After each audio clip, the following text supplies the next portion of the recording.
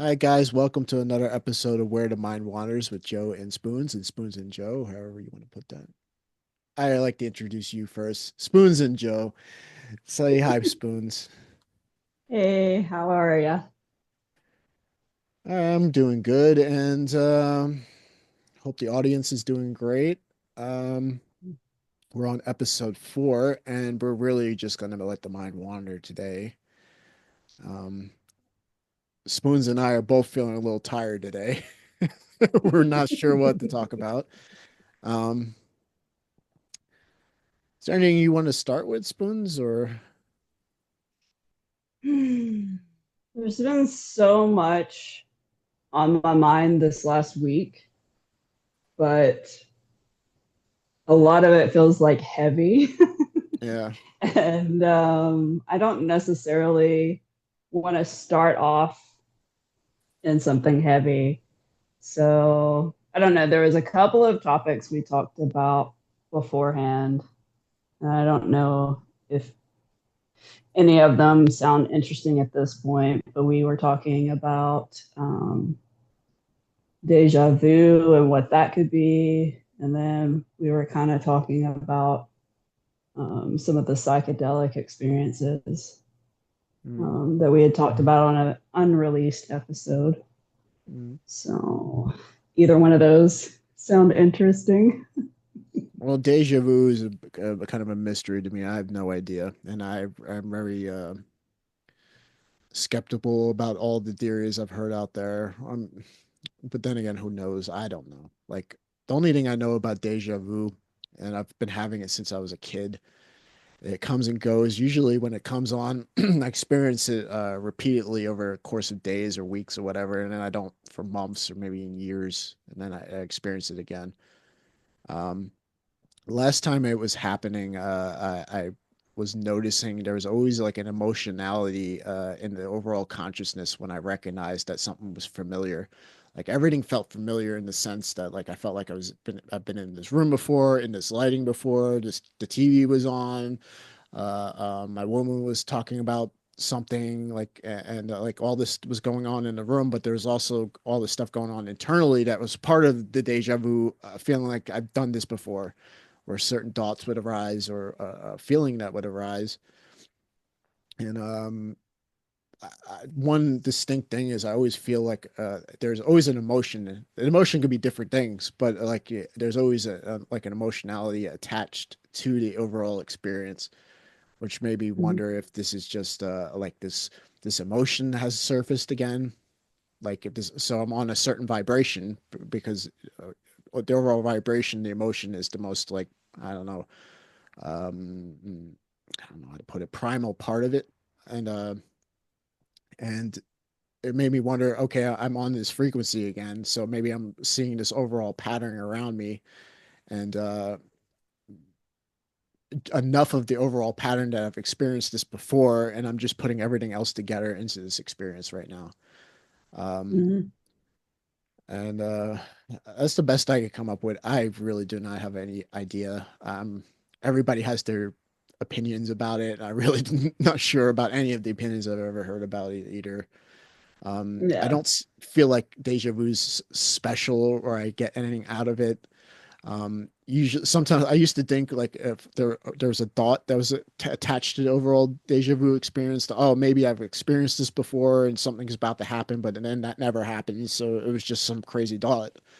Hmm. So I don't know. I have no idea what deja vu is. I don't feel like it's particularly special or I think it's more of a phenomenon of the nervous system that we're seeing like an overall pattern that's familiar enough Hmm. to where we think like we've experienced this whole thing before. That's the best I could Yeah. come up with. Yeah. When I got asked that question, I was just like, well, recently when I got asked that question, I was thinking maybe it's just sort of a side effect of how people process. Because thinking of it from the INFP standpoint and a very future focused and always trying to figure out which pathway for something. And I don't know, I kind of feel like it's something I thought about and forgot about and just let go of. And I think the reason why, so how I experience deja vu, it's very like that snapshot in time that's happening right then. I've already seen it. Mm. And so since I'm very visual in my processing, I'm just like, it's just, that's something I thought about, forgot about. It was one of those possibilities and it came back up. Is kind of what I'm thinking it is. There's no, for me, there's no feeling attached to it other than, oh shit, this already happened. Why the fuck is this like a thing? There's not, it's just a very surreal sort of thing that happens. And it's never anything important. Yeah. It's like It's somebody walking past you yeah. and the light does a certain thing. And Yeah. Yeah, exactly. It never feels exactly like you're saying, like I was saying. It doesn't feel anything special. It's not important. It never is. It just feels like a sense of familiarity, like you've done it before, which, like I said, it really just makes me wonder um, if it's just the enough of the overall. I wonder if it's more of what you're experiencing inside and then you're attaching it to the external. mm-hmm, Because the thing with emotions and emotions come out of like a non-linear energy that like scientists like Rupert Sheldrake or Dr. Hawkins talked about attractor fields. That a certain energy carries with it certain emotional tones and certain thoughts. And one thing, if you do learn to let go of like um, the emotion or like that energy, that all the thoughts go with it. So when you're experiencing a certain attractor field or an emotion that's coming out of that attractor field, an emotion that's a part of a certain context, it has all these dots attached to it that are part of the collective. So mm-hmm, like the mind, it literally is just rising out of these attractor fields or these emotions. Like it's the mind is, if you watch it, is very, very, very impersonal. Like the dots really aren't that important. Like everybody says, "Oh, these are my dots." No, they're not. Really, not your dots. Like they're just dots that are arising. Like, and then you claim credit for the dot, and then you personalize it and whatnot. But yeah, like dots are very random. Like they come out yeah, of a certain energy, and when you let the energy go, like without a doubt, the dots go with it.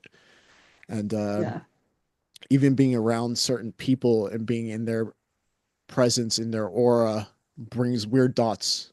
I've always noticed that you pick up other people's dots. That's why things like telepathy are a thing, because we're all part mm-hmm, of the collective unconscious, and there's nothing new under the sun. All these dots exist in the overall field. You tap into the field, you bring up the dots, which are very impersonal. yeah, They just arise. Like so. Um, so it makes me wonder if that's where the deja vu is coming from. Like that you just picked up a maybe, certain energy again, and this emotion, these thoughts arose, and you're like, I've had these emotions, thoughts before, which you everybody has. So therefore, deja vu, mm-hmm, and you just attach it to everything externally. Because I always notice deja vu first, like internally, personally, mm-hmm, and then I feel like after the fact that like, oh, the TV was on, this lighting, blah blah blah. But it was always the feeling I felt inside and the thought that originally triggered the sense of deja vu. Like mm-hmm. that much I've noticed. Yeah.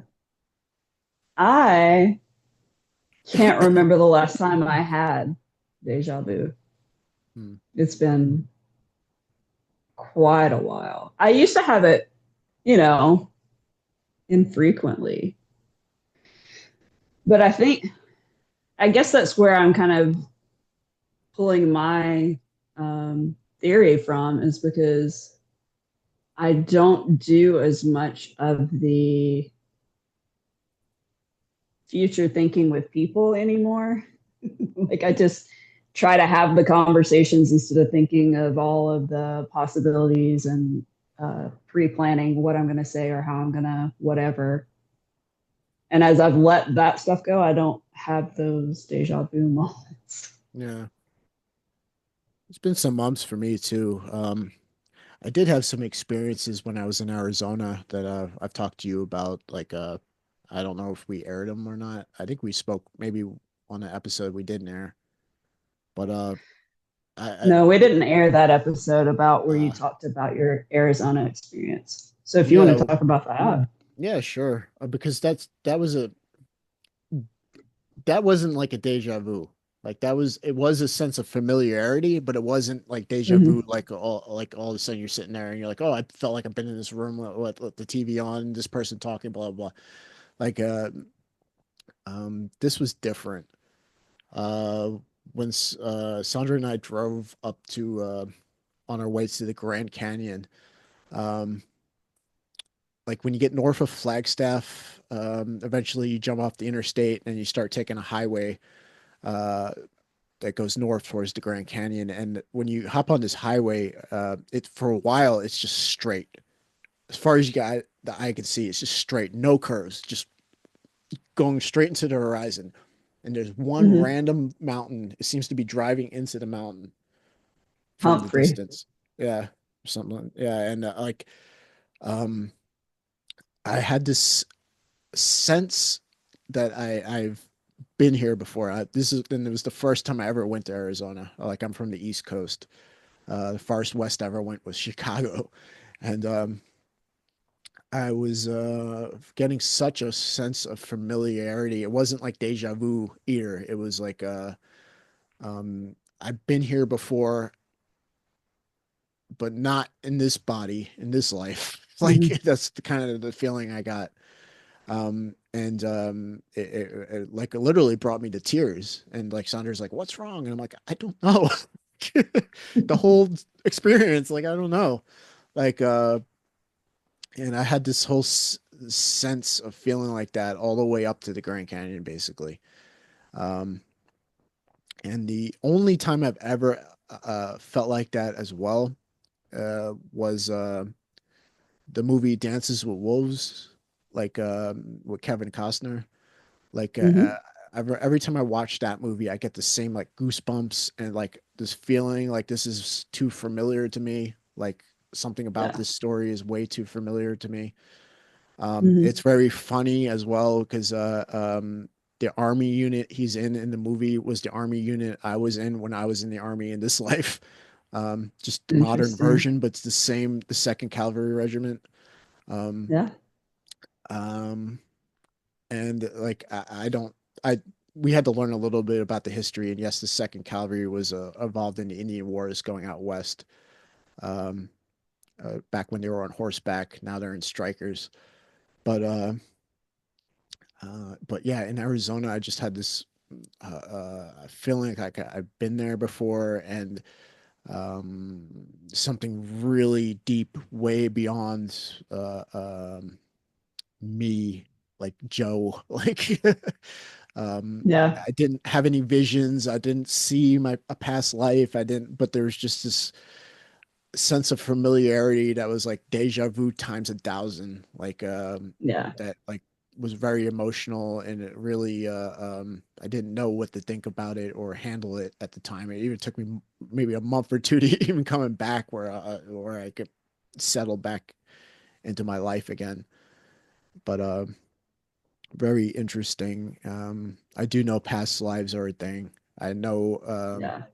from all the people that have reached enlightened states, they all claim that at a certain level, when you become the dreamer, and when you come to become that level again, you remember all the dreams, and that every life is just like one continuous life. Like, like they start remembering all their lives. Because and even the Buddha, the most famous example, when he used to be asked how many times have you reincarnated, he says, um, I don't remember the exact term, but it's like a grain of sand in the desert for each life. He goes, you've been doing it for eons, like Hmm. eons and eons and eons. The average person has been doing it for thousands and thousands and thousands and thousands and thousands of years, like more than Yeah. you can count. Like because we just keep going into a different dream and continuously, and from according to the sages that have reached that point where they awaken to it, and anybody can go under hypnosis and bring up a past life if you're inclined to do so. I've not Yeah. had that experience, but so you can be put under hypnosis and bring up like fragments of different lives and experiences that you've had. Um, Hmm. but allegedly, like when once you become a dreamer, you remember all the dreams. Like and then it's they always say the same thing. It seems like so silly when I realized who I really was that I wanted to continue doing this because it was the same crap over and over.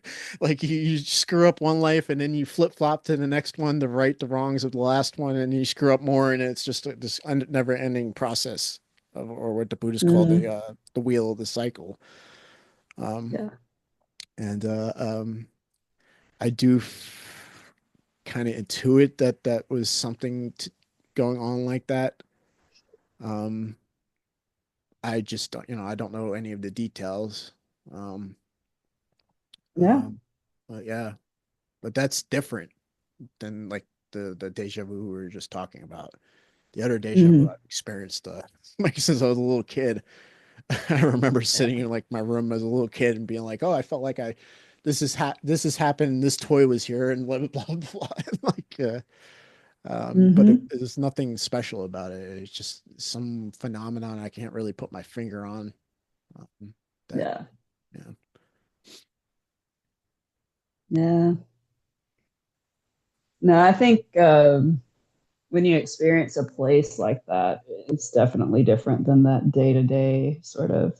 Because those deja vu things that I used to have, it's like a second. It's like almost like just a single snapshot of what you're looking at that particular moment, and then it's gone. But yeah, I don't know. It's fascinating. Yeah, I don't know. The whole there's a lot of people that don't like to think we have past lives for some reason, but I don't guess I really understand that thought process. The more I consider it, because I'm like, well, if you die, and even if you think you die, you go to heaven or you go wherever, why wouldn't you be able to come back in a different form at some point? I mean, if you believe there's an afterlife, doesn't that also imply there's a before? that it's Mhm. that it's not just this one? So I don't know. Well, I think allegedly, it's very. according to these sages as well, or I think it's I want to say Tibetan Buddhism or whatever. Um, that yes, you do reincarnate as a human, but you doesn't mean like if say you were to die tomorrow, you would necessarily come back as a human right away. People experience other realms, hells, Yeah. heavens, like kind of parallel energy ones like this one. A lot of Hmm. sages, like the Catholics talk about purgatory. A lot of the sages say, well, this is technically a purgatory we're in right now, where you can Yeah. work off like bad karma or your debt, so to speak, or and also Hmm. build up good karma. While in other realms, call them astral realms, heavens or hells or whatever, it's just one basic frequency. It's like just a tape on repeat, like in those places. But this being a human is kind of a gift, and that's what the Buddha would talk about too. Is it's actually a gift to be born a human because it's statistically very rare to be born a human. And you have I think we talked about that on the Om Mani Padme Hum episode or something, or we grazed it at least. Hmm. Is that it's actually a gift because it's very rare. And even though and this realm offers like the most heavenly to the most hellish, um, but you need that whole spectrum to be able to have this realm we exist in to be able to rise, or you could fall just as easily because there's lower energies that obviously that are here as well. So Yeah. but like you go to like say a heaven, it's just a celestial realm. There's no going up, no going down. Or the same with these hell realms, you're stuck. Um, and Yeah. to allegedly, people talk about eventually you surrendered, and then They left hell and wound up back here again. Like so, um, Yeah. and so a lot of the sages talked about like heaven's a thing, hell's a thing, like different realms are a thing. You could come back in this earth again, like so that it's not as just like you just keep coming back into a physical body, even though that everybody's different and depends on your karmas and who you are or what you're seeking. But yeah, they report that you go into like different astrals for a while as well before you reincarnate Mhm. sometimes. So all your lives are not just here on Earth. Like, Yeah. Yeah, it makes sense to me. It's a big universe out there. I don't know. I just always thought that was short-sighted to just think it's just completely over, but you also believe in an afterlife. Uh, I think I'm just that's part of that dark stuff I'm trying to steer away from. But a lot of the stuff that's been coming up for me lately has been religious stuff. So please forgive me if I sound a little negative about some of the religious stuff this episode. I don't mean to be offensive. I'm just, sorting through. So, yeah, I don't know.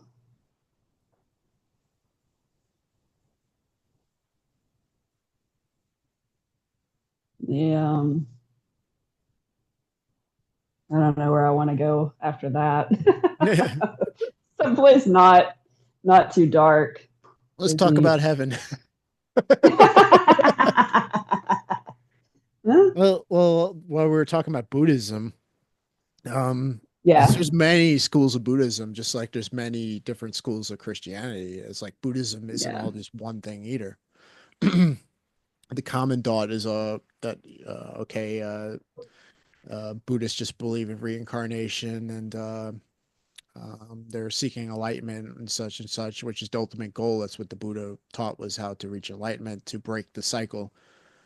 But there's like certain schools that are very similar to Christianity in their concept of heaven. Interestingly enough, there's like this school of thought in Buddhism called Lotus Land Buddhism, um, where it's taught you should try to reach a level of compassion and unconditional love and not strive for enlightenment because it's very hard to become enlightened in this world because of there's so many negative energies weighing everything down as well that if you can go to Lotus Mm-hmm. Land, which is basically like a heaven, um, that it's don't have all those negative energies there when you leave the body, and it's you can actually discover enlightenment in Lotus Land a lot easier because you don't have as much stuff to work through because it's like Mm-hmm. a celestial realm, so to speak, which was an interesting school of thought. Because yes, it is very statistically rare to become enlightened as a human being. Um, and like Christianity, they mostly teach become like a good, loving, compassionate person. And when you leave the Mm-hmm. body, you go to a heaven. And there's a lot of people that have had near death experiences and um, that report. Um, they went to like celestial realms, and there isn't just one heaven. Um, and if you could talk about consciousness research, like using kinesiology, which I at this point am I wouldn't say a believer. I know it is a fact at this point. But if you take it that as a thing that there's an infinite number of heavens. It's just not one place. It's like any energies of a certain level, um, and they take on multiple forms. Like Mm-hmm. and interestingly enough, they also say like certain like Christian churches to say you have to follow our rules to get to our heaven, blah blah blah. According to kinesiology, they have their own heaven, and they actually do go to heaven, Yeah. but it's their heaven, and like like it's Yeah. this realm, this astral or celestial realm, whatever you want to call it, that they go to. And that sounds very familiar, similar to the idea of Lotus Land, where you can still reach enlightenment, but you don't have the negative energies of this world weighing you down. Um, Yeah. um, but yeah. So there was a story about Bill Wilson, who also said that who was the founder of Alcoholics Anonymous, who Hmm. basically, because his existence on this earth, a lot of people have been cured of addiction, of alcoholism, drug addiction, blah blah. Because you got to understand, because people always have the weirdest opinions about Alcoholics Anonymous or whatever. Usually because they know somebody who went there and they didn't make it through, which is it happens. Not everybody's going to make it through, Yeah. but the point being is before that existed, no one made it through. You died with wet brain. You Yeah. wound up in a mental institution. You died drinking yourself to death. Hmm. 100% basically. And two, that man came around and established the 12 steps, which is basically teaching you to let certain things go, and they do it in a community of like unconditional love where no one judges one another and everybody can be open with one another. And they take these steps to surrender to God and to start letting stuff go, especially like guilt, and on and on and on. And if they could reach a Hmm. certain level, um, which in the consciousness research would be 540 unconditional love, you wouldn't need the group anymore. But it's kind of like a support system when you work through these steps to get to that level. And Yeah. according to Bill Wilson, when he was on his deathbed, he used to drift in and out. I don't know if he had cancer or what was his issue, but it took him. He was on his deathbed for a while, and he would drift in and out. And he always came back and would tell the people in the room that he went to a different heaven, like, and like there's all these heavens, and he quoted like scripture about my father's mansion has many rooms and stuff like that, that he understands Hmm. what that means now. And like and a lot of people who have had near death experiences experience like celestial realms as well. Like it's definitely a thing, like um Yeah. so Yeah. yes, so everybody who likes to argue about the afterlife, it's all true. Like, it's all true. You can reincarnate, you can go to heaven, you can go to hell. It's all possible. You can come back to like Yeah. another Earth-like place. Like um, it's basically Yeah. yeah, you're just leaving off where you are right now. Like if I drop the body right now, I go to where I am right now, energetically wise. Where and it was probably going to have some sort of form because right now I seem to exist in form. Like so, Hmm. um, Yeah. I don't know. I don't know if I want to come back as a human next time. If I come back, yeah. maybe I just come back as a tree. I'd be plenty happy with that. Nah, I second the emotion. I'm kind of done with the whole human thing. It's old hat. I do feel like I've done this for a very, very long time. I don't remember past lives, but I do feel really deeply that I've done this for a very long time. Like, Yeah. and the body is just kind of a pain in the ass. It always aches and hurts and stuff. Like, I'm just kind of like, I'm kind of feeling old hat on this whole issue. I don't know if I want to be Hmm. a tree, but like, uh, Yeah, I don't know. I don't know. It's funny. Yeah, thinking about like all the different heavens and things, it kind of makes me think about what we were talking about last week about the dream spaces, that in between place. I don't know that they're necessarily that dissimilar. Oh, because I have so many, I think from like early childhood, I can remember having all of those like in between sort of spaces while I sleep. And there's like an infinite number of places I've visited. And some of them like feel very far away. Like the garden one that I talked about last week, that feels very far. It feels more like the dream side of that reality. And This last week, I spent more time in a void space where there's no form. It's dark. It's not scary. It's just nothing. And but with that, I can sense everything in the room. So it's like I'm closer to this existence when I'm having those sort of things. It's interesting because I've had the last week, I've had just a lot of ideas sort of come to me when I'm in that space that are clarifying, I suppose, is the best way to say it. I'm offloading a lot of stuff this last week. It's funny because I kind of have to eat my words from last week. I said I was in this place where I felt very stable and very grounded. And then about 6 hours that after that, I felt like I was shoved off of a cliff and down into like all of this other stuff that I wasn't expecting to kind of process. And um, I mean, it wasn't a bad thing. It was just one of those unexpected. I felt like, oh, this work that I did last week is plenty sufficient for this session. Like working on myself, I get a break, and then it's like, nope, I get shoved off the cliff, or I kicked myself off the cliff, I guess is the better way to put it. Because I guess you always have the option to not look at it or ignore it. But I didn't. I jump in, and it's been one of those weeks. But I notice when I'm doing a lot of the processing, I end up in that void space and get clarity on some of the stuff Yeah, because that's coming up. that void space is literally have space to let anything in. So Yeah. yeah, Yeah. I don't know. It's peaceful. I'll yeah. give it that.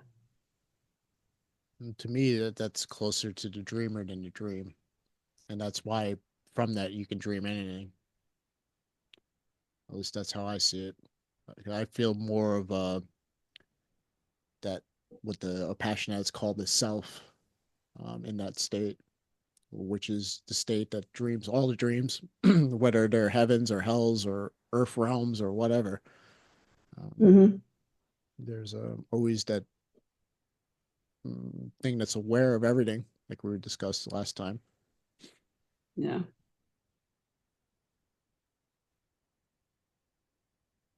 Yeah.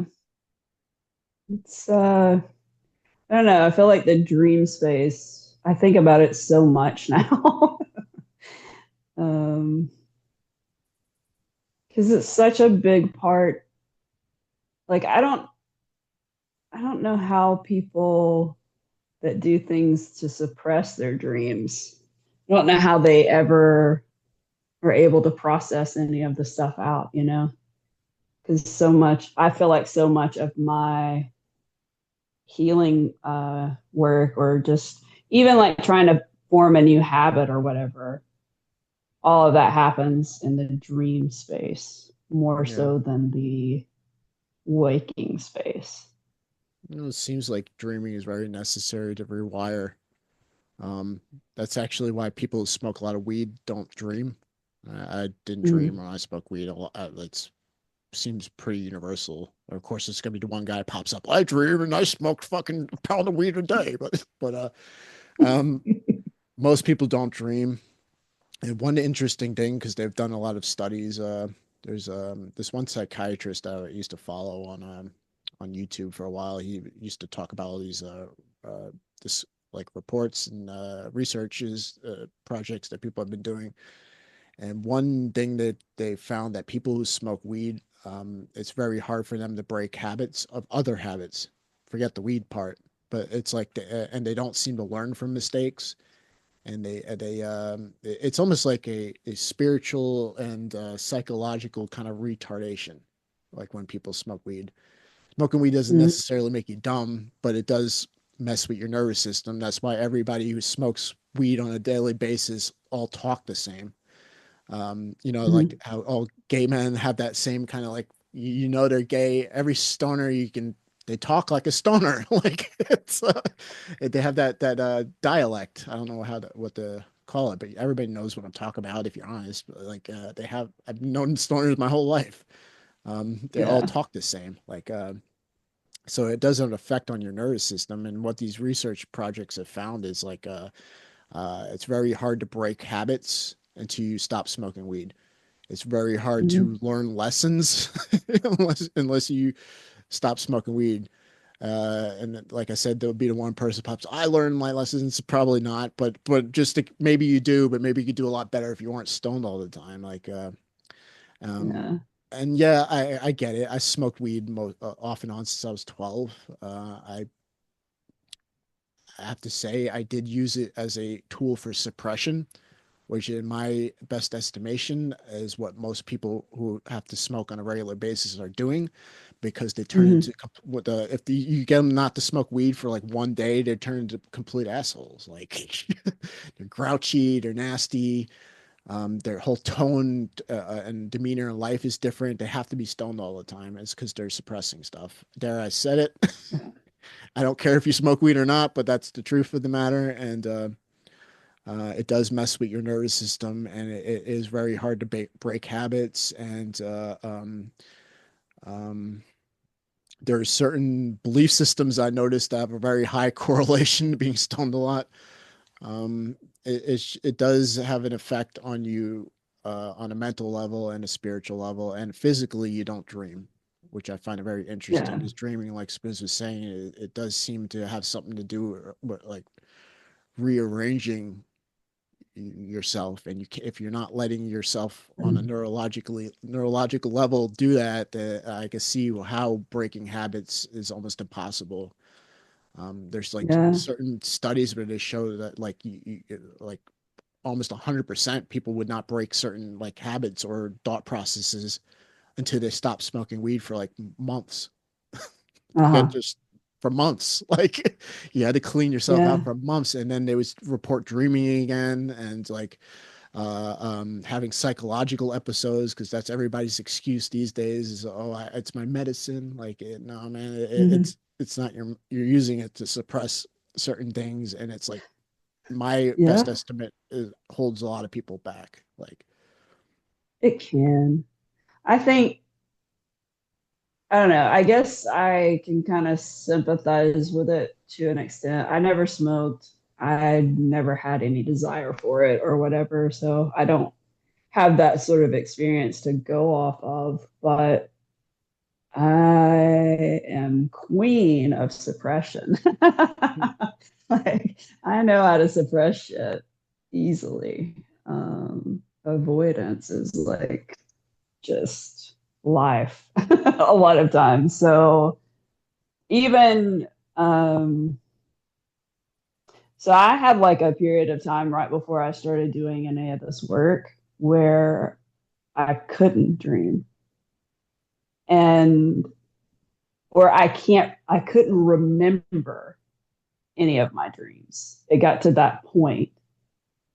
And if I tried to recall any of it, it was like static on a TV. Like I knew I had a dream and I try to recall it and it's just the static. And what I kind of came to was I had gotten so disconnected from everything that even I was even trying to control my dreams to the point where I wouldn't allow things to process. And I don't know, that was like where I was at my one of my lowest points where I just couldn't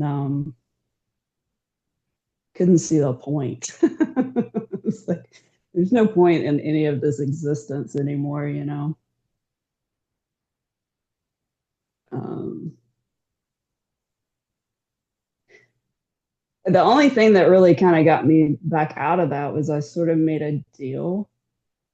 It was like I didn't want to have this feeling of this static anymore, and I wanted to process stuff out, but I didn't necessarily want to think about it or worry about my dreams. So I was just like, dream, but I don't remember any of it, but I don't have the static feeling. But if it's important and I need to know it, then I remember it. And like making that particular deal with myself, I started dreaming again and I started recalling again and started being able to process stuff again. So I think there's definitely ways that you can stunt that without any sort of like assistance of like marijuana or anything like that. I think it can just happen. Mhm. So I don't know. People get where they get. Yeah. Yeah. We definitely, do that till you're over it. I think I had to get to that point where I just felt like I didn't have any choice except to do something different, or I would have just kept suppressing things. I think the best way I can explain it is like you suppress stuff, but it doesn't go anywhere. You're just pushing all this stuff into the energy field and stuffing it. And I think I got to the max capacity. There's nowhere else to put anything, and so you either have to start offloading some of that or just cease to be. Maybe I don't know. Yeah. Yeah, as for the weed thing, like I honestly don't care if people smoke weed, but those are the facts of the matter. And so, um, you can do what you wish. It's your life. At this point, I Yeah. kind of look at it like it's your life, man. Like you were gifted with life just like anybody else, and you have the right to do what you want with it. If you're not hurting anyone, Yeah. why not? But it's just like that is the fact of the matter. I've not seen one Wow. exception. One exception. I've known people since I literally could crawl. I've known potheads like all the way up into this day. I don't know one exception where they can't, if they go one day, just maybe not even a day, where their whole demeanor and it's very obvious you're suppressing stuff, and then the physiological stuff that you don't dream, and that all these um studies, it's just in your face at this point, like and you could do with the information as you will. Like, I don't care, don't write angry comments, I spoke blah, blah, blah, blah. I don't care, then good for you, dude. Like, like, Yeah. I'm just I stating mean, write yeah. them or don't. I don't care. I'll it's fine. I don't expect a lot of people to necessarily agree Mm. with some of our theories or Oh no, I whatever, know spoons which you. is fine. uh no, I'm not stating a theory on this one. I'm making a claim. Yeah, yeah. No, no, no. I mean, It's just you speak more in direct. I speak more in theory because I have to. I don't have those experiences, so I have to speak from theory. yeah. Put it that way. So, Um, yeah, man. Like, it's cool. It's I just mean, I don't if you're, really care what people do. I think pot is like one of the least concerning things people can have an interaction with. So, yeah, yeah. I mean, yeah, I get that as well. That's always the appeal as well. It's not mhm. drinking, man. Like, yeah, okay, all right, I got it. It's not drinking. Uh, like, um, no, I'm just like, Yeah. I mean, drinking. I don't know. yeah, it's like not even That's the same category. Like, yeah. It's so like I've never done anything, but I have drank. Uh, but that's more about, I don't know. Maybe it's not any different. I find myself never really like tied to it, you know? It's never been like a thing where I went out every whatever even. Like I might go have drinks once or twice a year. It's like Yeah. negligible on the scale of stuff. Well, Like everybody appeals to it actually, because it's like, I didn't mean to cut you off. It's no, just go that ahead. it's just the appeal that that's always the argument. Like, oh, well, alcohol, it's not as bad as alcohol. Alcohol and weed are not even the same thing. They're not even the same category that they quote unquote intoxicate you. They intoxicate you in totally different ways. They're not the same thing. Hmm. Like it's alcohol.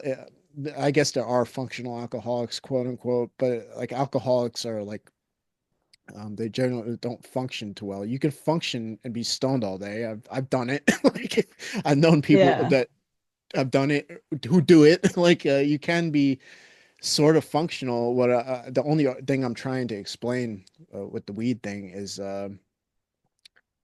you just are stuck in a loop that you will never break out of. Never, never, never, Hmm. never, never until you stop smoking weed. That's the only point I'm making. But you can function and Yeah. stay in that loop. You can stay in that loop, be stoned Yeah. all day, and then yeah. Uh, but I think I can see why people would compare the two though, because I think a lot of people use those either for anxiety or, I mean, they can use them for a lot of things, but I think the baseline, most people use it to kind of get a sense of ease. well, they in a sense, but So, they do it in two different ways. Like alcohol numbs you, like it numbs you, like that's how it suppresses. Weed, it doesn't numb you; it changes your vibration. So you're in this mediocre stoner euphoria where hmm, you're mediocrely happy as long as you're stoned. Like, and in that sense, you change your vibration so you don't deal with anything else coming to the surface because you're always floating in the metaphorical pot smoke. But when people hmm, drink, it just numbs them, like so they don't feel anything. Like, and to yeah, they yeah. that actually, I never really thought about it that particular way. Makes a lot of sense why I would pick that. Yeah. Oh, it's funny. Because numbing is just the same as avoiding. So it's interesting. Yeah, because you might. Yeah, I don't really even drink anymore. Actually, a couple of weeks ago, I had the urge because I was several weeks back, I was having a lot of trouble sleeping. And I thought, well, maybe I'll just have a drink and I'll sleep better. And I poured a drink and I took one sip of it and I was like, this is disgusting. I poured it down the sink and I was just like, how did I ever do that before? I don't even know. It just was not appealing in the least to me. So See, I don't know. alcohol was always my least favorite drug.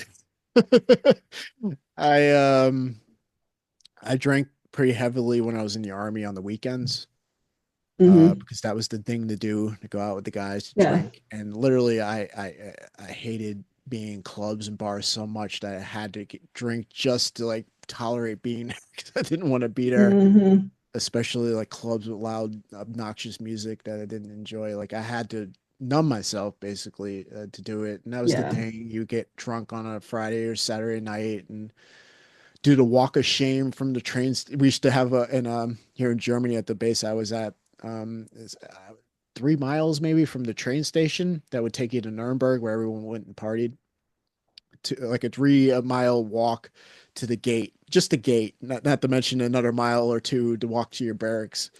And they used to call it the walk of shame on either a Saturday or a Sunday morning when the first train left Nuremberg at like 5 or 6 or whatever. You got to Vilsec right when the sun was rising, and you see all these Hmm. people like walking like zombies because there was only like two, three, maybe four taxi cabs to pick people up, and the whole train was full of soldiers going to the base. So like whoever would get off the train first would grab all the cabs, and then everybody else had to walk. So they used to call it the walk of shame. You'd see like Saturday or Sunday morning, all these drunk, hungover soldiers like still half drunk walking to the base. Uh, Yeah. if you're lucky enough, you got halfway to your barracks, and then the cab that picked the other people would be coming back. And then you could just like wave it down, please take me. Like, Right. um, Mm. but yeah, anyway, yeah, so that was like the only time I never, I always despised drinking. Like I would do it every now and then when I was younger, but my drug of choice was weed when I was younger. Like Mm. I started smoking when I was 12. Like I used to take weed off my stepdad's tray and go sneak to the bathroom and roll a joint. Like um Hmm. and then when I became of age and started working full time, I was buying like a half ounce every week with my paycheck. And Yeah. I quit while I did smoke every now and then in the army when it presented itself, but they give us piss test all the time. And Hmm. this guy got a tattoo of a pot plant on his back when he was 18. Thought that was a great idea. And so, of course, who do they always stereotype for the piss test? The guy with the pot plant on his back. So I had to be Right. very careful about smoking through that time. So I drank more. And Hmm. when I got out of the army, I smoked for like a year or two and I quit. And then I picked it up again a few years ago during the Corona thing, and Hmm. uh, quit again. What back in May or June, July, like maybe a month after we did that over Sharon, I think I stopped like completely. I was slowing down for a Yeah. while, and then I completely stopped. Um, and it just came out of nowhere. I was like, I felt like I was taking one step forward and 10 steps back. And I was like, very obvious. It had to do with the weed. And I was learning, like I even told you guys in the episode, like I would smoke and get high, and I was able to let go of the euphoria. I could literally let go of being high and be sober again. And Hmm. then it kind of got me thinking. And then, like, very shortly after, I was like, you know what? Screw this. Like, why am I spending my money on this stuff? And it's obviously Yeah. setting me back. And um, I started looking more into it, like, and when I discovered that Dr. K, or whatever his name is, some Indian guy, I don't know his, I think he's just known as Dr. K, where he's showing all these like research projects, like, yeah, you can't break loops if you're smoking weed. Yeah. It's just a form of spiritual and psychological retardation, basically. Not retardation as being stupid, but retardation as like just holding you back, keeping you in a loop. Like, Yeah. It just slows your progress for sure. yeah. Yeah. Um, I'm just thinking about like alcohol. So, the baseline core part of my personality that I've had to really work on is like control issues. And I think for me, alcohol seemed more controllable, is why I would pick that. Because I know exactly what I'm getting. It's always going to be exactly the same sort of thing. But even with that, like I never really had like long periods of time where probably the most consistent drinking I did was uh, when I was working in the ER. Mm, We would like a bunch of us medical people would just pick a night to go out at least once a week, I think. mm, And so that's probably the most consistent and that probably the heaviest I ever drank. Um, Luckily, I guess things changed when I moved. So I moved it from there to Tennessee, and then I just kind of dropped all that. mm, So I think it was just probably not wanting to deal with a lot of things that I was living through at that moment. mm. It's just definitely easier to go out with friends and just drink and not think about all of the other shit going on in your life. Yeah. I mean, I get it. Yeah, I did. Like I said, I didn't. numb myself with alcohol for the most part. Um, if it wasn't for hangovers, I could see myself doing it. What the alcohol always turned me off is I get really bad hangovers. Mm, Like, and so yeah. I would drink and then have a hangover and literally won't touch the stuff again for like 6 months or a year or whatever Yeah. or longer. And the only time that wasn't the case, like I said, was in the army. And that was just like, it's what you did. You went out and drank. Hmm. Like it's Yeah, um I only had I never got sick and I only had one hangover.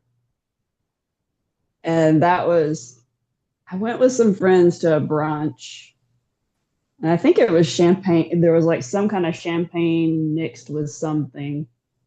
And whatever, I just realized I can't drink champagne because it triggers a migraine. really. Is actually what it did. It triggered a migraine. Yeah, yeah. Sweet alcohol always triggered a migraine in me too. Hmm. Like we did, I remember being in the army like the last year I was in, there's this bar over by the base that would have these shots, like one of those tall shot glasses, and they would call it a German Hmm. flag because it was like yellow, red, and black, just like a German flag, and it was like all Hmm. sweet alcohol, like each one of the layers, very sweet, and it went down like water. It was like drinking juice, but it triggered like one of the worst migraines and one of the worst Hmm. hangovers I think I ever had before. Like, Yeah. uh, No, I think most of the things I drank were usually pretty sweet. I don't know what it was about that particular thing that caused it, but I was like, I'll never drink that again because mm, anything that's going to trigger a migraine, I'm going to try to stay away from yeah. Yeah, I think for every sweet sure. alcohol I've ever tried also triggered a migraine. Yeah. Uh, Yeah, there was like a period of time. Well, I guess when I moved to Tennessee, I was still drinking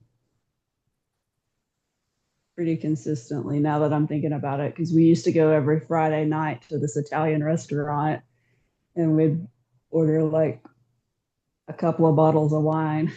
Like a drink. I think I was drinking like a whole bottle of wine. I mean, we'd be there for like 4 or 5 hours. It was crazy. Um, but yeah, I guess I didn't actually quit that until much later. Probably not until I got out of patient care. Imagine that. Anyway, I don't know. Alcohol, it's a funny thing. I don't know. Is there something else we might want to switch it to be a little bit lighter to wrap it up?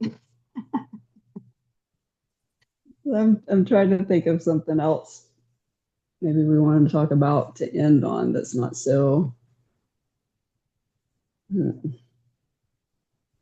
something. oh, that's not too bad.